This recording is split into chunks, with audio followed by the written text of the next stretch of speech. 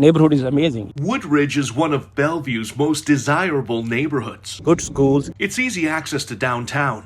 Many homes have stunning views of Lake Washington and routinely sell for millions of dollars. I bought it 2 years back. Jaskaran Singh owns this one as a rental property. He's got a new car. He has a new car parked inside also. And he thought saying Kim, along with his wife and kids, were going to be ideal tenants. He lied for everything. He lied. Yes. That is until the Kims allegedly started skipping out on rent. He's simply exploiting the system.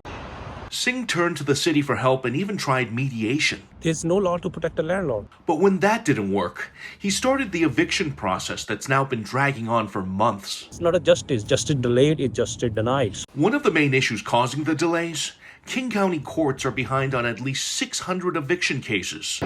In this joint investigation, KVI Radio's Ari Hoffman and I took a closer look at what's causing this backlog. Judges and commissioners in other counties like Kitsap are openly mocking King County. William Shadbolt is with the Washington Business Properties Association. He says state law clearly shows eviction cases must be prioritized over other civil matters, and hearings must be granted within 30 days. They should be clearing this backlog of eviction cases that they created. Shadbolt says the system is broken and there's no accountability. Somebody will file a lawsuit that may force the issue. We reached out to King County courts for comment on the delays. A spokesperson sent us a statement that reads in part, "This is due to a variety of reasons out of our control. Legislative changes have led to lengthier hearings, defenses, and right to counsel." I'm suffering and he's enjoying all the amenities. Meanwhile, Singh is losing out on thousands of dollars in rental income each month and still has to pay the mortgage and utilities on this expensive property. Hey, wait.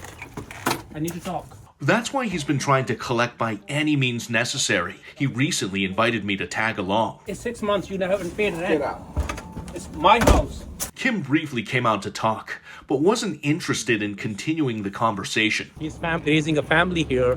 He's taking them to the school. After things calmed down, I went back to get his side of the story. He'd been fabricating the story to the court. So, that's why I'm still here. Kim told me he's a Korean national who's just trying to make it in the States and claims this is all a big misunderstanding. Why don't you just pay the rent to the guy? I am going to. And he doesn't understand this, system here in state. In fact, he's now accusing Singh of harassment and being an absent landlord. He's not fixing anything. But he could not explain why he was so behind in rent or when he would come up with the rest of what he owes. He'd been bugging me constantly, weekly. Kim referred me to his attorney at the King County Bar Association's Housing Justice Project, which offers free legal help to low-income renters facing eviction.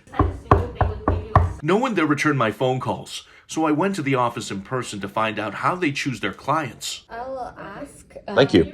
If you could take a seat. Singh does not believe these pro bono lawyers properly vet their clients and are allowing unqualified people to mooch off the system. You guys have a media line? A representative declined to comment and gave me another phone number to call, but it went straight to voicemail. Hi, you reached the office of Evan Witter at the Housing Justice Project. I'm currently unavailable. He's very convincing. Compass real estate agent Janie Spencer says Kim is a repeat offender. He's done this more than once. And accuses him of doing this at another Bellevue property several years ago. He's a con artist.